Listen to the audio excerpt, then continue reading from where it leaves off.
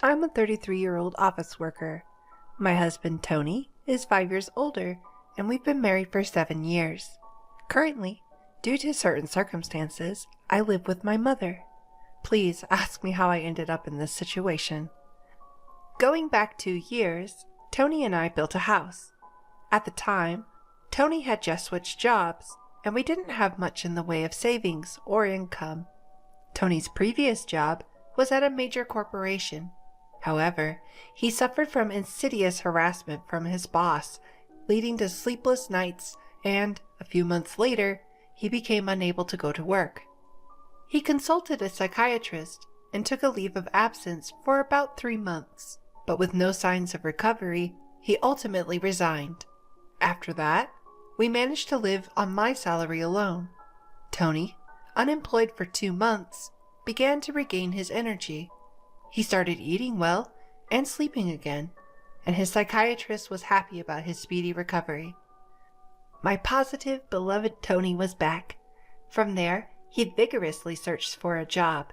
His experience at a major corporation was an advantage, but due to his reason for resignation being mental health, finding a new job wasn't easy. During this time, we found a small company that needed him. His salary was about 2/3 of what he used to earn, but seeing his eyes shine as he said, "It's way better than being jobless. Let's do this," it made me happy. Moreover, it was in the field that he wanted. We wanted to have children, but it was clear that life would become difficult if I stopped working. As a result, and because I also loved my job, we gave up on having children. At the time, we didn't think about building a house as it was just the two of us. However, a cloud overshadowed our peaceful life. My mother, Karen, became paralyzed due to a traffic accident and had to live in a wheelchair. Since my father passed away when I was in middle school, Karen had been living alone. Our family home was an old house. It was far from being wheelchair-friendly, with many steps. Tony then suggested, "I'm worried, let's live together." Karen and I were surprised, but I love this kind of unexpected kindness from Tony. Tony had just changed jobs, so we didn't know what would happen, but we decided to apply for a mortgage. As expected, it was difficult to get a loan due to the short length of his current employment. But we possessed something unbeatable: determination and an unbreakable spirit, our greatest strengths. We persisted, trying out a 5th mortgage company. It was indeed difficult to get Tony's loan approved, but the loan officer proposed various options to us. We took a chance on one of these proposals, and it led to a successful loan approval. We finally decided to buy our own home. I had always dreamt of living in a house filled with the scent of wood. Thick, exposed wooden beams on the ceiling, customized storage spaces designed just for us, a kitchen adjusted to my short stature, and a spacious flooring made of cypress. Of course, it is a barrier-free single-story house. The house is perfect for comfortable living in a wheelchair. We couldn't wait for it to be completed and made a daily routine of visiting the construction site. Then, our painstakingly designed dream home was finished. It has a large yard where my mother, who had become reluctant to go out, can now enjoy sunbathing. However, there was one dissatisfaction. The land on which we built was given to us by Tony's grandfather. Tony's family wasn't particularly rich, but his grandfather adored him. But then, Tony's grandfather was suddenly diagnosed with cancer. Upon learning of his illness, he began to distribute his assets. Tony received the largest plot of land, as per his grandfather's wishes. It felt like winning the lottery, but there was a major catch. The land was just a 5-minute walk from Tony's family home. When we told them that my mother would be moving in with us, Tony's sister laughed and said, "Why is your mother moving in too? How shameless is your family. I knew marrying a strange woman like you would cause trouble." Tony's mother also snidely remarked, "Isn't it awful for my son to be dragged into caring for the elderly? Aren't you some kind of curse?" Even during these times, Tony defended my mother and me, saying, It's the land that Grandpa gave me. There's no reason for anyone to complain. Tony's mother and sister are quite malicious, almost world-class. I think it's a miracle that such a kind person like Tony was raised in that family. To me, he's like a beautiful lotus flower blooming out of the mud. Tony always said about his family, "I have two great examples of what not to be at home." But I'm sure the reason Tony's grandfather gave us this land was probably because he wanted us to look after his mother in her old age. He also had other properties and gave Tony's sister a parking lot located 10 minutes walk from their family home. In terms of size, it's about 2/3 of the land that Tony received. However, it already has a full parking contract, so the monthly parking lot income is significant. Personally, I would have preferred that. But you can't complain about a gift. It is something to be grateful for. In reality, thanks to my grandfather-in-law, we were able to build a house.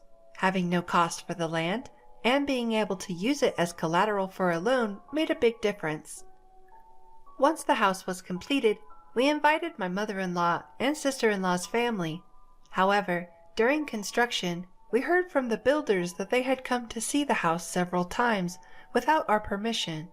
They arrived an hour and a half later than the agreed time without any apology. Pardon our intrusion. This is kind of like Grandpa's house too, so it's kind of like our house as well.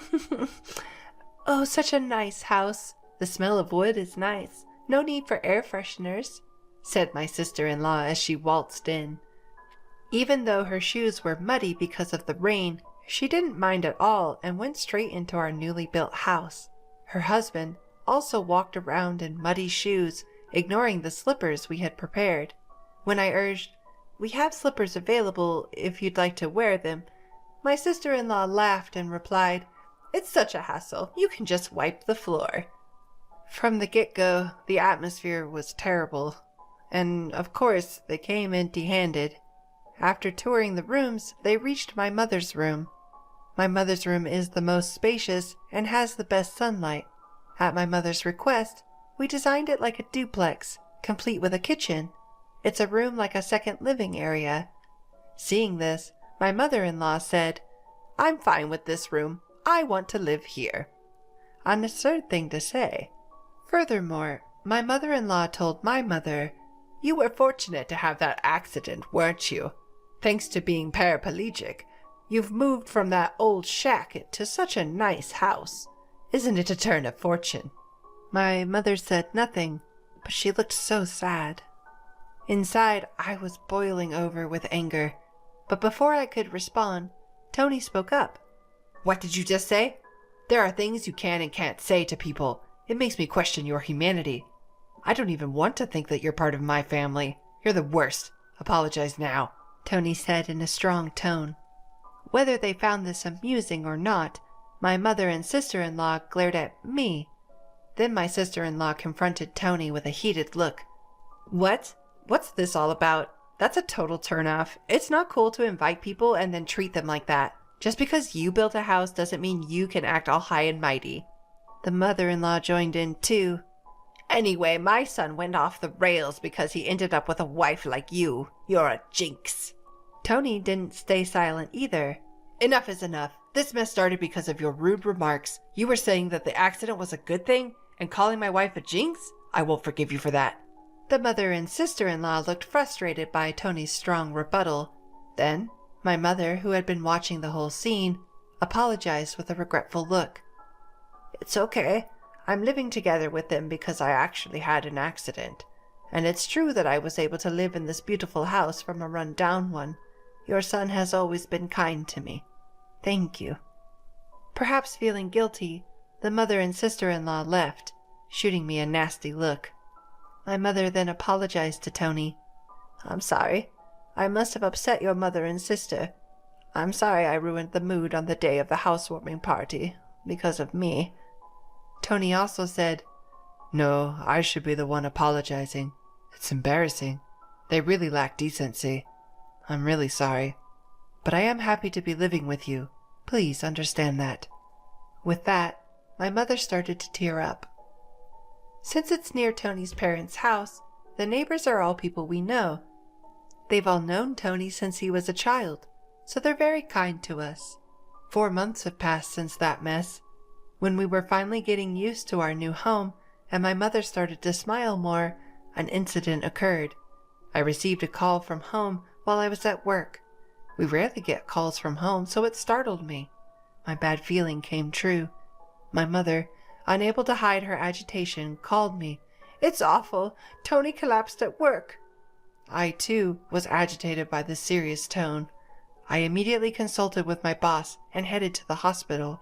On the way, I tried to remain calm by unconsciously imagining positive scenarios like, when I get to the hospital, he'll be all right, and joking around to keep me in good spirits. But when I arrived at the hospital, I couldn't believe my eyes. My husband, who was supposed to have gone to work cheerfully after eating breakfast as usual, we were supposed to have a movie date this weekend. But now, what I see is him, with countless tubes connected to his body.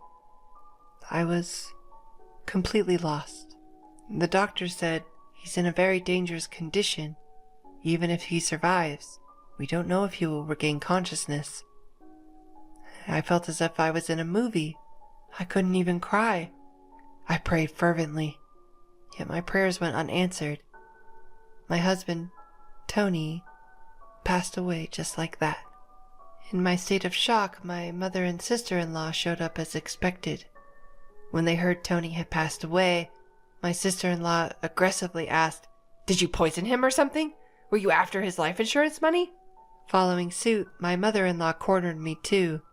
"Bad things always happen when you're around, just like your mother. You really are a jinx." I was so sad I couldn't speak. Just then, my mother arrived in a caregiver's taxi. She was crying at the circumstances of Tony's death.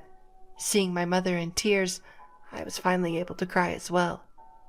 As the two of us sobbed loudly, my mother-in-law said, "Oh, stop it! Can't you quit the fake crying? My son changed after meeting you two. Now that my son is gone, I don't want to see your faces ever again. Don't appear before us again." And then she left the hospital.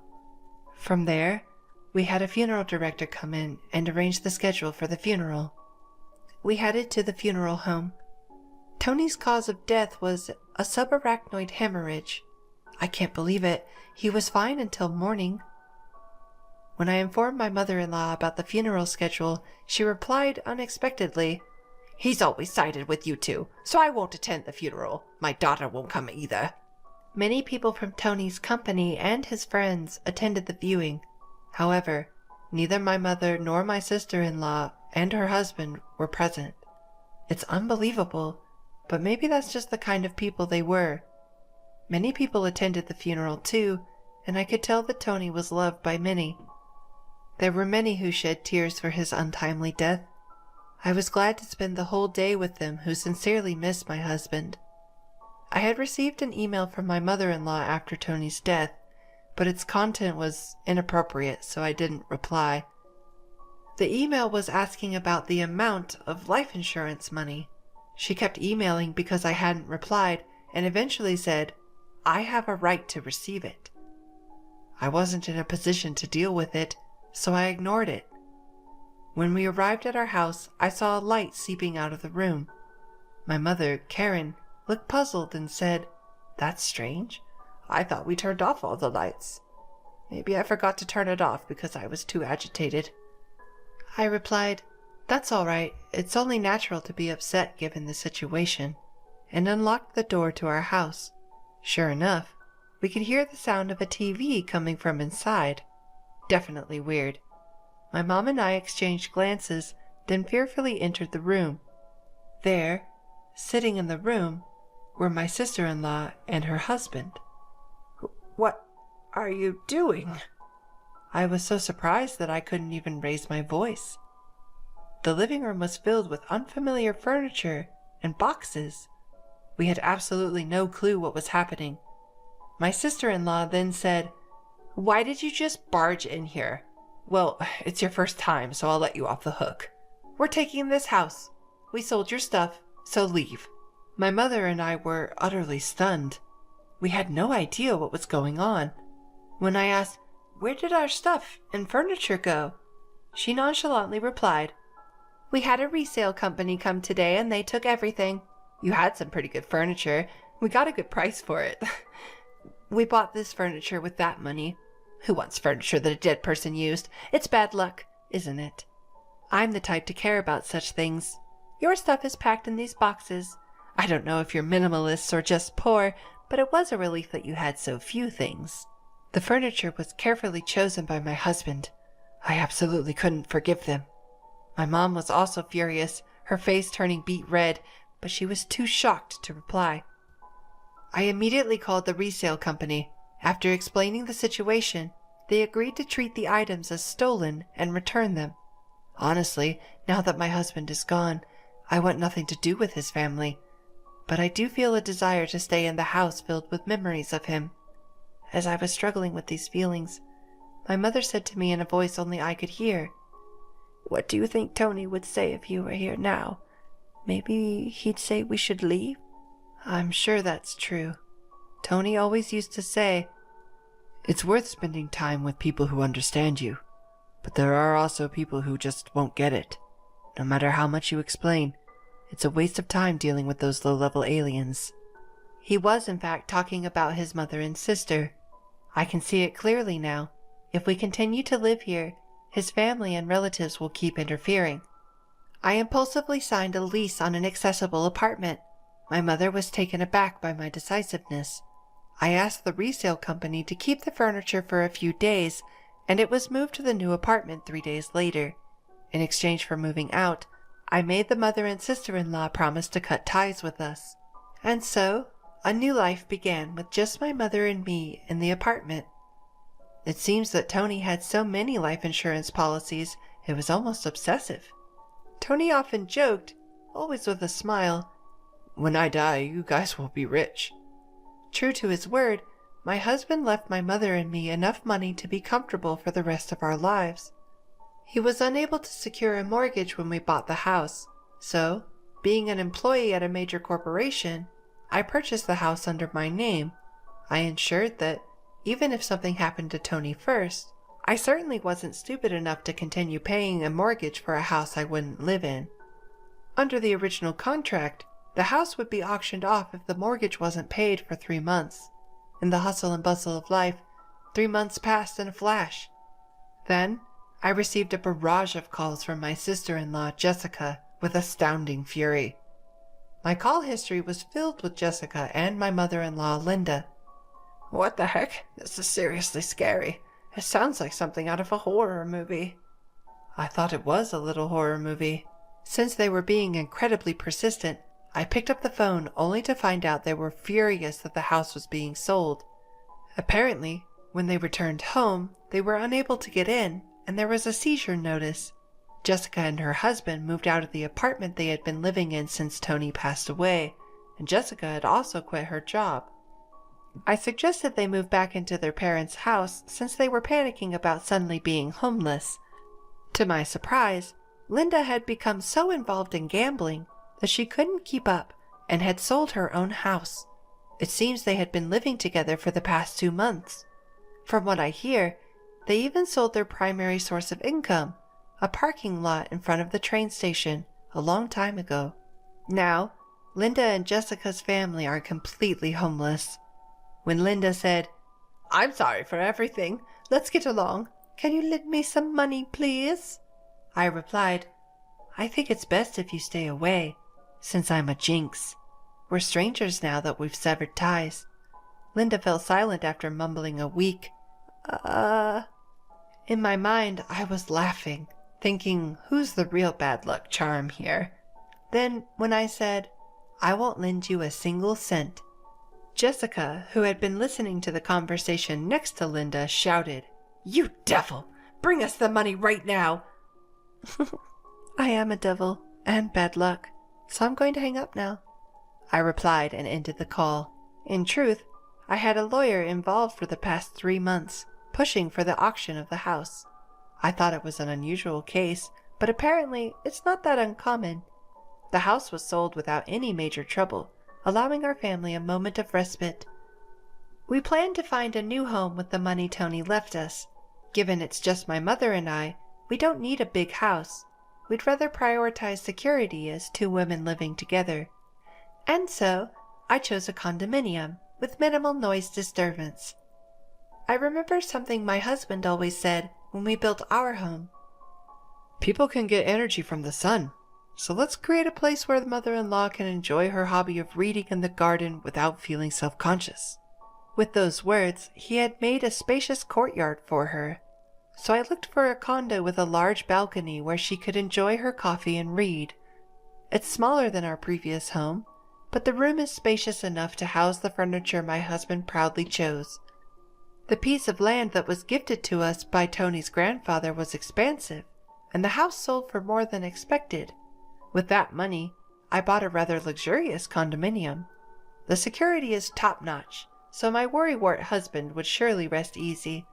And I heard rumors about my in-laws' family. Our old neighbors were worried about my sister-in-law's family suddenly moving in. My mother-in-law and sister-in-law's family were left homeless. They even tried to borrow money from neighbors. In the end, they couldn't borrow anything and ended up living in public housing after consulting with the community. But they're stubborn people, so it seems the trouble never ends. From what I've heard, they caused a commotion by having a barbecue on their small balcony. Their thoughtless actions must have shocked the locals. And whether it's due to a lack of money or just frustration, they seem to have loud arguments every night. People are saying they're causing such a racket that it sounds like things are being thrown around.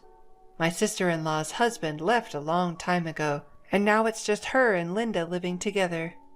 It's quite the contrast to my peaceful life with my mother, although we're both two-member households. It seems that the neighbors are banding together to try to get this nuisance family evicted. No matter where you go, if you're a nuisance, people won't welcome you. And what goes around comes around. I just want to live peacefully and quietly, estranged from my embarrassing family. I believe that Tony is surely watching over us. From now on, I plan to live my life without causing trouble to others, and do my best to live not just for myself, but for Tony as well.